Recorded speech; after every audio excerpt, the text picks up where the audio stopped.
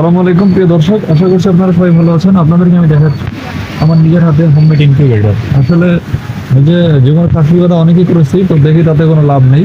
তো অবশেষে নিজেকে উদ্যোক্তা হিসেবে পরিচিত করার জন্য ইনকিউবেটর তৈরি করেছি। দেখতে পাচ্ছেন আসলে আমার ইনকিউবেটরটা, এই যে। তো আমি লাইটটা কিছুক্ষণের ভিতরে জ্বলবে, দেখেন আমার ইনকিউবেটর, হোমমেড ইনকিউবেটর।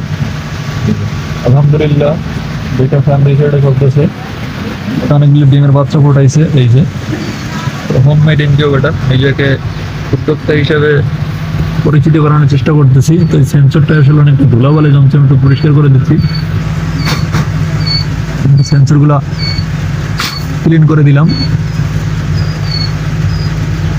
আসলে এই ইনকিউবেটরটা আমার আম্মুই পরিচালনা করে। তো দেখতে পাচ্ছেন ডিম ফোটানোর মেশিন। তো